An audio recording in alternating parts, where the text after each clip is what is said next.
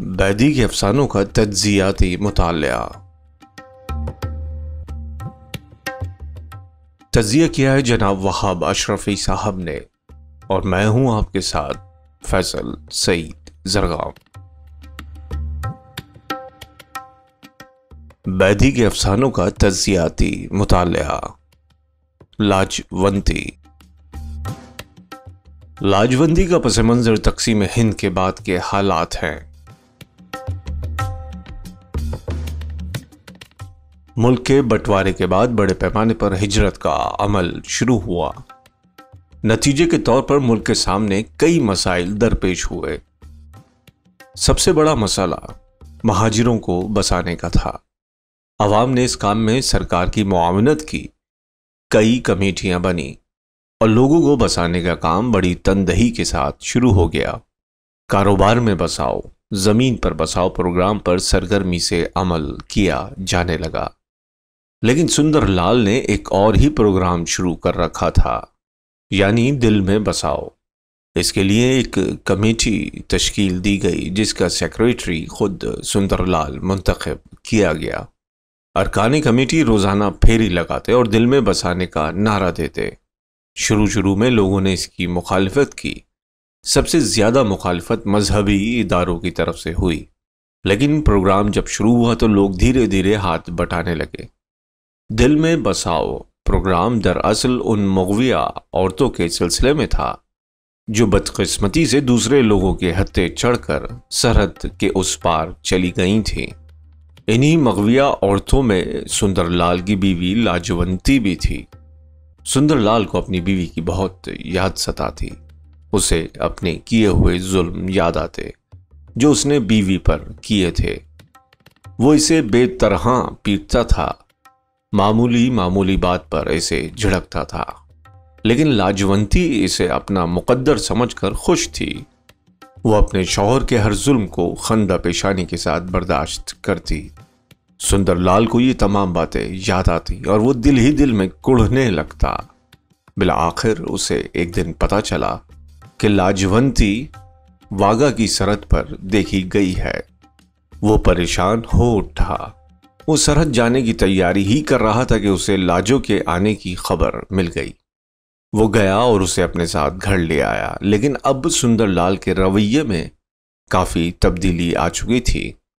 वो उसे देवी कहकर पुकारता था।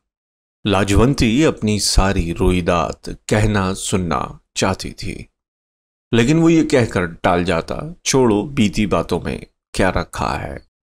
वो उसे अब मारता भी न था। लेकिन सुंदरलाल का यही रवैया लाजवंती के दिल की फांस बनकर रह गया। वो खुश थी लेकिन मशकूक। वो सुंदरलाल की वही पुरानी लाजो होना चाहती थी जो गाजर से लड़ पड़ती और मूली से मान जाती थी। वो महसूस करती कि वो कांच की चीज बन गई है जो छूते ही टूट जाएगी। वो बस गई थी पर उजड़ गई थी। प्रभात फेरियां इस तरह निकलती रहीं। इंसानी अलमिये की ये कहानी ज़हन दिमाग पर अजीब असर छोड़ती है। लाजवंती जहन के गोशे गोशे में बस जाती है और इसके किरदार की हर अदा भूले नहीं भुलाई जाती।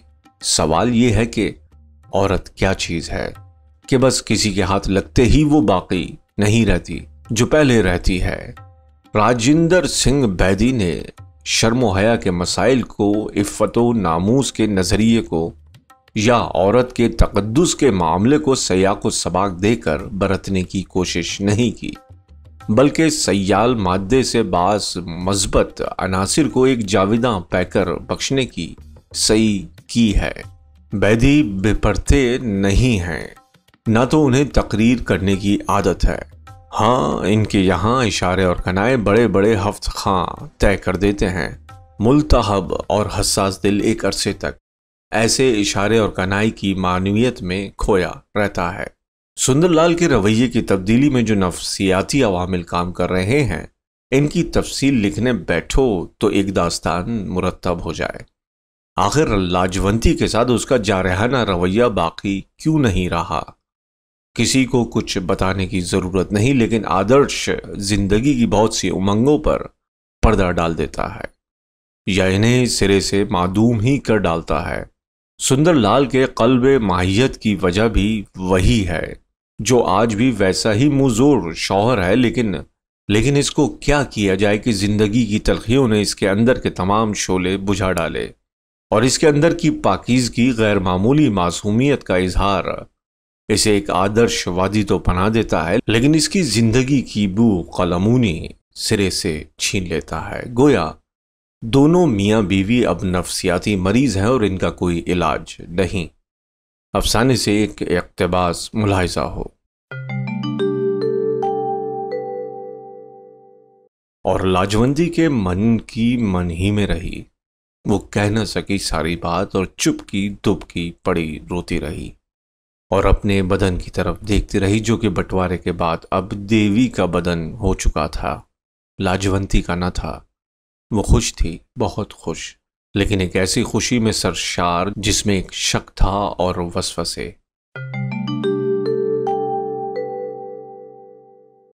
वो लेटी लेटी अचानक बैठ जाती, जैसे इंतहाई खुशी के लम्हों में कोई आहट पाकर एकाएकी इसकी तरफ मुतवज्जा हो जाए। जब बहुत से दिन बीत गए तो खुशी की जगह पूरे शक ने ले लिया। इसलिए नहीं कि सुंदरलाल बाबू ने फिर वही पुरानी बदसलूकी शुरू कर दी थी, बल्कि इसलिए कि वो लाजो से बहुत ही अच्छा सलूक करने लगा था, ऐसा सलूक जिसकी लाजो मुतवक्का नहीं थी। वो सुंदरलाल की वही पुरानी लाजो होना चाहती थी, जो गाजर से लड़ पड़ती और मूली से मान जाती। लेकिन अब लड़ाई का सवाल ही न था।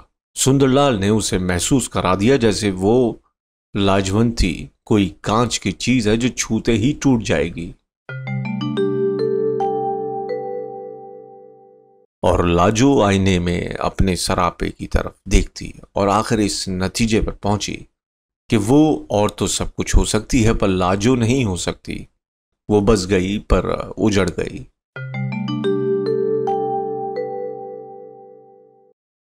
सुंदरलाल के पास इसके आंसू देखने के लिए आ गई थी और ना आहें सुनने के लिए कान।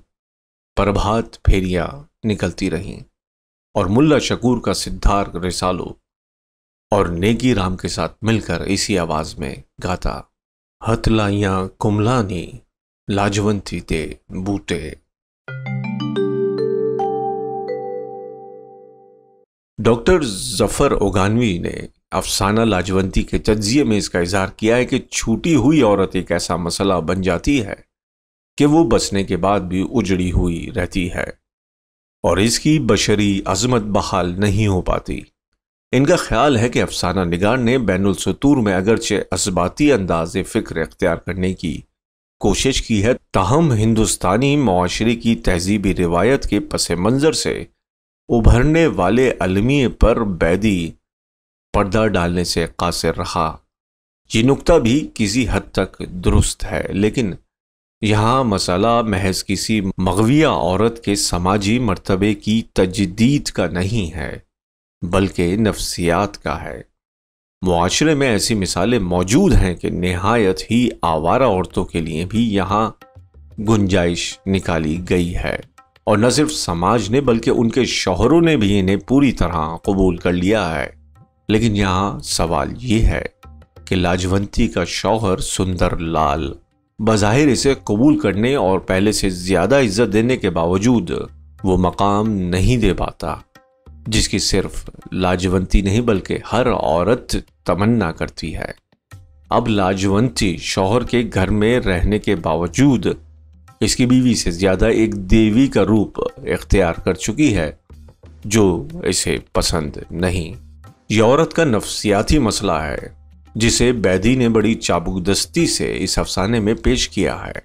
यहाँ एक सवाल ये उभरता है कि आखिर लाजवंती अपने शौहर से बुरे सलूक की क्यों मुतमन्नी है और पहले से ज्यादा इज्जत व एहतराम पाने के बावजूद क्यों गैर मुतमईन है। जवाब बहुत सीधा है, यानी खुद लाजवंती का जहन साफ नहीं है। इसके साथ जो वाकयात गुजर चुके हैं वो इसके जहन से महव नहीं होते और शौहर की बेहतरीन सलूक के बावजूद वो इन वाकयात को नहीं भूल पाती जो उस पर गुजर चुके हैं। गोया सुंदरलाल से ज्यादा खुद लाजवंती नफ्सियाती मरीज बन चुकी है। जो इसे होना भी चाहिए। शायद अफसाने का नाम लाजवंती भी इसी सबब से तजवीज़ किया गया। वो अपने शौहर से ज़्यादा हसास है और एक ऐसी औरत है जो इज़्ज़त व नामूस के तमाम रुमूज़ व नुकात से न सिर्फ वाकिफ़ है बल्कि अपने आप को इसका एक मंबा भी बनाना चाहती रही है। बाकर मेहंदी ने इस सिलसिले में बिल्कुल दुरुस्त लिखा है कि यूं तो फसादात पर कहानियों का एक अंबार है, लेकिन बैदी की ये कहानी इन सब से अलग एक गहरा नफ्सियाती जज्जिया है। जज्बातियत से बचकर और नारेबाजी से हटकर इस मौजू को एक फनकाराना जहन में ढालना बेहद मुश्किल था। इसलिए ये उर्दू के बेहतरीन अफसानों की फहरिस्त में शामिल है।